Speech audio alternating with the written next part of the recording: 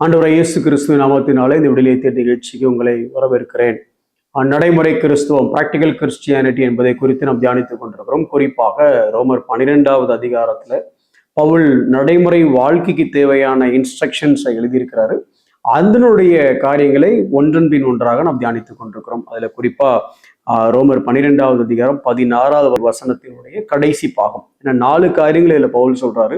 அதுல 4வது சொல்லக்கூடிய ஒரு காரியம், உங்களையே புத்திமான்கள் என்று எண்ணாதிருங்கள். இதை குறித்து ரொம்ப நிறைய காரியங்கள் நம்ம கற்றுக்கொண்டாலும் வேதத்திலிருந்து ஒரு சில எடுத்துக்காட்டுகளை உங்களுக்கு முன்ன வைக்கலாம்னு நினைக்கிறேன். கடந்த எபிசோடில் எப்படி தாவீதோட வாழ்வு எப்படி இருந்துச்சு, சாலமோனுடைய வாழ்வு எப்படி இருந்துச்சு. மிகப்பெரிய ஞானி தான் சாலமோன், ஆனா ஞானமா வாழ்ந்தாரா அப்படின்னா தெரியல. தாவீது மிகப்பெரிய ஞானின்னு சொல்ல முடியாது, வீரன் அப்படின்னு சொல்லலாம். ஆனா அவருடைய எண்டு ரொம்ப ஞானமா முடிஞ்சதை நம்ம பார்க்கிறோம்.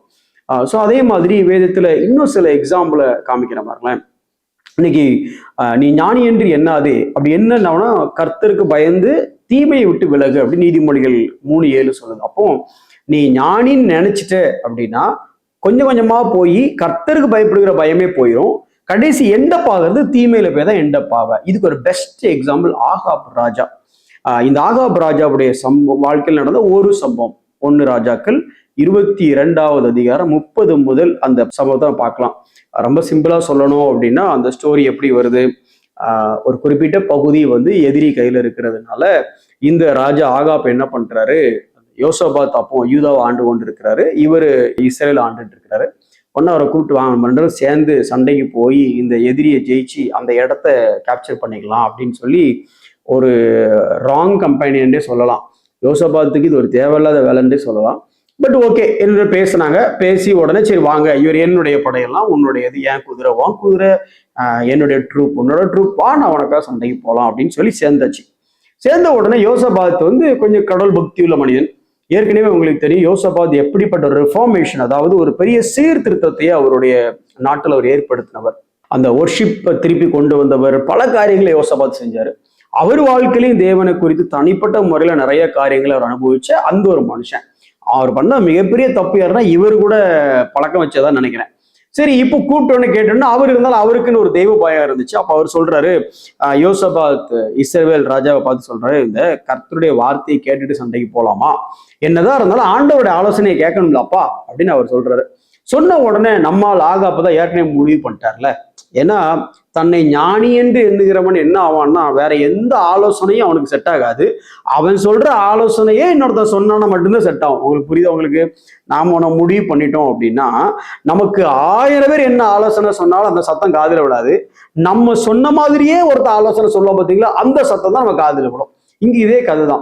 உடனே ஆமா கர்த்தருடைய வார்த்தையை கேட்கணும், கேட்டுலாமே, வர சொல்லுவோம். எல்லா தீர்க்கதரிசியும் வர சொல்றாங்க. அப்ப அங்க ஊர்ல இருந்து தீர்க்கதரிசி, நம்ம ஊர் தீர்க்கதரிசி மாதிரி, கண்டிப்பா ஆட்சிக்கு நீங்க வருவீங்க சார், நீங்க ஜோமான கூப்பிட்டீங்கன்னா. இவர் ஜோமான கூப்பிட்டாரு இல்லை, எக்ஸிட் போல் இவருக்கு ஆதரவா இருந்தா டக்குனு இவருக்கு ஒரு போட்டோ போடும் அப்படின்னு அந்த மாதிரி தீர்க்கதரிசி நினைக்கிறேன். இவங்க எல்லாரும் என்ன பண்ணாங்க அப்படின்னா தீர்க்கதரிசனம் சொன்னாங்க. எத்தனை பேர் வந்தாங்க? ஏறக்குறைய 400 தீர்க்கதரிசிகள் வந்தாங்க. வந்த உடனே இதை மாதிரி கீழையாத்துல ராமோத்தின் மேல் யுத்தம் பண்ண போகலாமா அப்படின்ன உடனே எல்லாரும் கண்டிப்பா நீங்க போகலாம் அப்படின்னு சொன்ன பொண்ணு இந்த யோசபாத்துக்கு இன்னும் சரிப்படல. என்னடா எல்லாரும் ஒரே மாதிரி ஆன்சர் பண்றாங்களே அப்படின்னு சொல்லிட்டு, எப்ப ஏரியால வேற யாராவது இருக்காங்களா அப்படின்னு கேட்கிறாரு. உடனே உடனே என்ன பண்றான், இல்ல மிகாயான ஒருத்தன் இருக்கிறான், ஆனா என்ன பிரச்சனை அப்படின்னா நான் ஞானி, அவன் தேவ வார்த்தையை சொல்றவன், நான் சொல்றதுக்கு ஆப்போசிட்டா தான் சொல்லுவான் அப்படின்னு அவருக்கு என்ன பேசிக்க என்ன தோணுது, நமக்கு ஆள் வேணும். யார் வேணும்? நம்ம என்ன சொல்றோமோ அதுக்கு ஏத்த மாதிரி பேசுற ஆட்கள் மட்டும்தான் வேணும். நாம சொல்றதுக்கு மாற்றா சொல்லக்கூடிய ஆட்கள் நமக்கு வேண்டாம். அப்போ இந்த மிகாயாவை கூட்டு வரும் பொழுதே ஆகாப்பொருள் இப்படி சொல்லியிருக்கலாம், அவன் தேவனுடைய வார்த்தையை சொல்லக்கூடிய தீர்க்கதரிசி, அவன் என்ன சொன்னா அதுபடி செய்வோம் சார் அப்படின்னு சொல்லாம வரும்போதே என்ன சொல்றாரு பாருங்களேன், நான் அவனை பகைக்கிறேன். ஏன் அப்படின்னா அவன் என்னை குறித்து நன்மையாக அல்ல தீமையாகவே தீர்க்க தரிசனம் சொல்கிறான். அது எப்படி செட் ஆகும்? அவன் கர்த்தருடைய வார்த்தையை சொல்லுகிறவன் சொல்லலாமே தவிர எனக்கு பிடிச்சதை சொல்ல மாட்டான், எனக்கு வேண்டியதை சொல்ல மாட்டான். இந்த பிரச்சனை இன்னைக்கு ஊழியக்காரங்களுக்கு இந்த பிரச்சனை இல்லவே இல்லை. ஏங்குறீங்களா? அவங்களுக்கு தெரியும், இந்த வியாதி குணமாகுது, இந்த வீட்டு வாசல்ல வேலை வருது, செழிப்பு வருது அப்படின்னு சொல்லிட்டு நீங்க சந்தோஷமாயிருவீங்க. அதனால அப்படியே இப்ப ஆகாப் எதிர்பார்க்கறது அப்படிப்பட்ட ஆளுதான், எனக்கு பிடிச்சதை சொல்லு அப்படிங்கிற. ஆனா இந்த தீர்க்கதரிசி எப்படிப்பட்டவர் அப்படின்னா கர்த்தருடைய வார்த்தையை சொல்றவரு சொல்ற வார்த்தை எல்லாமே இவனுக்கு தீமையா தான் இருந்திருக்கு ஏற்கனவே நினைக்கிறேன். ஏன்னா நம்ம ஆளு மோசமான ஆளு. இப்போ இவனை அந்த மிகாயாவை கூப்பிடுறாங்க. மிகாயா வந்த உடனே அவர் சிம்பிளா கர்த்தர் என்னிடத்தில் சொல்லுவதையே சொல்லுவேன் அப்படின்னு கர்த்தருடைய ஜீவனை கொண்டு ஆணையிடுகிறேன்னு சொல்லிட்டு தீர்க்கதரிசனம் சொல்றாங்க. உங்களுக்கு தெரியும் என்ன சொன்னாரு அப்படின்னு சொல்லிட்டு. இப்ப சொன்ன உடனேயே என்ன பண்ணிருக்கணும்? கர்த்தருடைய வார்த்தையை கேட்கறதுக்காக நீங்க ஆள் அனுப்பிச்சு வர சொன்னீங்க. இப்போ கர்த்தருடைய வார்த்தை வந்துடுச்சு. உண்மையிலேயே உங்க மனதுல ஒரு திறந்த ஒரு எண்ணம் இருந்துச்சுன்னா நீங்க என்ன பண்ணிருப்பீங்க? 400 பேர் போகலான்னு சொன்னா கூட இந்த ஒருத்தன் போக வேண்டான்னு சொல்றதுனால நம்மளுடைய ஞானத்துக்கு சப்போர்ட்டா 400 பேர் இருக்கிறாங்க. ஆனா நம்மளுடைய ஞானத்துக்கு எதிராக ஒருத்தன் இருக்கிறதுனால என்ன பண்ணலாம்? ஒரு கலந்து ஆலோசிக்கலாமா, இல்ல வேற யார்கிட்டயா ஒரு ஆலோசனை கேட்கலாமா அப்படிங்கிற எண்ணம் ஆகாப்புக்கு வந்துச்சான்னா வரவே இல்லை. அப்ப ஏன் மிகாயாவை நீங்க அனுப்பிச்சிருக்கணும்? ஏன் மிகாயாட்ட தீர்க்க தரிசனம் கேட்டிருக்கணும்? சரி, இவருக்கு தான் தோணல. பக்கத்துல இருந்தாருல யோசபாத், அவராது யோசிச்சிருக்க வேண்டாமா? ஐயா ஒரு நிமிஷம் போருங்க, ஆகாப் நீங்க நினைக்கிறதே சரின்னு சொல்றீங்கன்னு நினைக்கிறேன். நீங்க என்ன நினைக்கிறீங்களோ அதுக்கு ஒத்து பேசின 400 பேரை நம்புற நீங்க என்ன நினைக்கிறீங்களோ அதுக்கு ஒத்து வராத ஒரு காரியத்தை சொன்ன இந்த மிகாயாவையா நீங்க நம்பல அப்படின்னு ஒரு கேள்வி கேட்கல. என்ன நடந்துச்சு? 26வது வசனம். அப்பொழுது இஸ்ரவேலின் ராஜா மிகாயாவை பிடித்து அவனை பட்டணத்துக்கு தலைவனாகிய ஆமோனிடத்திற்கும் ராஜாவின் குமாரனாகிய யோவாசிடத்திற்கும் திரும்ப கொண்டு போய் என்ன சொன்னாரு? இவனை சிறைச்சாலையிலே வைத்து நான் சமாதானத்தோட வரும் அளவும். தீர்க்க தரிசனம் சொல்றாரு. புரியுதா உங்களுக்கு? நான் முடிவு பண்ணிட்டேன், நான் போவேன், நான் ஜெயிப்பேன், நான் ஜெயிச்சுட்டு தான் வருவேன். அப்போ இப்ப நான் கண்டிப்பா ஜெயிச்சுட்டு தான் வருவேன்னு நீங்க நம்புறதா இருந்தா இதை கேட்கறதுக்கு ஏன் தீர்க்கதரிசி? நான் போகலாமா வேண்டாமா? நான் முந்தின வசனத்தை படிக்கும் யோசிச்சிருப்பீங்கல்ல. அதாவது இந்த கீலேயாத்தில் உள்ள ரமாத்தின் மேல் யுத்தம் பண்ண போகலாமா போகலாகாதா என்று அவர்களை கேட்டதற்கு அப்படின்னு இருக்கு. அப்படி உண்மையிலேயே நீங்க மனசு வச்சு கேட்டிருந்தீங்கன்னா நீங்க முடிவு பண்ணிருப்பீங்களா? நான் போவேன், நான் ஜெயிப்பேன், நம்ம சமாதானத்தோட திரும்ப வருவேன். உங்க முடிவை நீங்க ஆல்ரெடி பண்ணிட்டீங்க. சொல்றாரு பாருங்க, நான் வரும் அளவும் அவனுக்கு இடுக்கத்தின் அப்பத்தையும் இடுக்கத்தின் தண்ணீரையும் சாப்பிட கொடுங்கள் என்று ராஜா சொன்னார் என்று சொல்லுங்கள் என்றான். அதுக்கு மிகாயாவோட பதில், நீ சமாதானத்தோட திரும்பி வருகிறது உண்டானால் கர்த்தர் என்னை கொண்டு பேசினதில்லை என்று சொல்லி ஜனங்களே நீங்கள் எல்லாரும் இதை கேளுங்கள். அவர் சொல்ற, நீ நீதிமொழிகள் 3வது அதிகாரம் 7வது வசனம் மாதிரி அப்படின்னு அவர் சொல்லல. சொல்றேன், நீ உன்னையே ஞானி நினைச்சிட்ட. கர்த்தர் சொன்ன வார்த்தையை கூட வேண்டாம் எனக்கு தெரியும் முடிவு பண்ணிட்ட. இப்படி கர்த்தரைக்கு பயப்படுகிற பயமே இல்லாம நீ போறதுனால நிச்சயமா நீ தீமையோட தான் திரும்ப வருவ அப்படிங்கிற காரியத்தை அவர் அங்க சொல்றாரு. கண்டிப்பா நீ சமாதானத்துல திரும்பி வரமாட்ட அப்படின்னு சொல்லி. இப்ப உங்களுக்கு தெரியும், 2 பேரும் ஃபைட்டுக்கு போறாங்க. அவருக்கு செம பிரில்லியன்ட் ஐடியா. யாருக்கு? ஆகாப்புக்கு. என்ன சொன்னா தெரியுமா? யோசபாத்த, நீங்க ராஜா மாதிரி போங்க சார், ஒருவேளை உள்ளுக்குள்ள பயம் இருந்துச்சுன்னு எனக்கு தெரியல, நீங்க ராஜா ட்ரெஸ்ஸை போட்டு போங்க, நான் இந்த பக்கமா வரேன். ஞானியா ஐடியா பண்றாராமா. ஐடியா பண்ணி இஸ்ரவேலின் ராஜாவா நீங்க போங்க, நான் உள்ளுக்குள்ள யுத்தம் பண்றேன். அடிச்சான் பாருங்க ஒருத்த அம்பு, கரெக்டா ட்ரெஸ்ஸுக்கு நடுவில் கேப்ல வந்து கரெக்டா இவனையும் அடிச்சுது.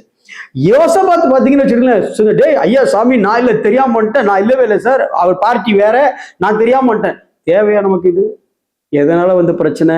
நல்லா இருந்த யோசபாத்துக்கும் ஒரு பிரச்சனை.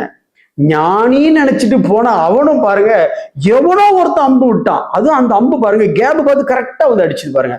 அடிச்ச உடனே அவர் சொல்றாரு, இல்லை ஒருவன் இருக்கு பைபிள்ல, யாருன்னே சொல்ல, ஒருவன் நினையாமல், அது ரொம்ப பிடிச்ச விஷயம். நினையாமல் அப்படின்னா கண்ணை மூடிட்டு ஆற அடிச்சிருப்பான்னு நினைக்கிறேன். நினைச்சுன்னா என்ன பண்ணிருக்கணும்? முந்தின வசனத்துல பார்க்கும்போது என்ன சொல்றாங்க அப்படின்னா, கரெக்டா இஸ்ரவேலினுடைய ராஜா ஒருவனோட மட்டும் யுத்தம் பண்ணுங்கன்னு சொல்லி அனுப்புறாங்க. அப்போ ராஜாவை நோக்கி ஒரு கூட்டம் போயிட்டு இருக்கு தேடி. அந்த கூட்டம் யாரை கண்டுபிடிச்சா? யோசபாத்தை கண்டுபிடிச்சது. ஒருத்தன் சும்மா அப்படியே கண்ணை மூடிட்டு அடிச்சிருப்பான்னு நினைக்கிறேன். அது நினையாமல் அப்படின்னா போக்கஸ் பண்ணாம, ஏன் பண்ணாம நான் ஏற்றி எய்தான்.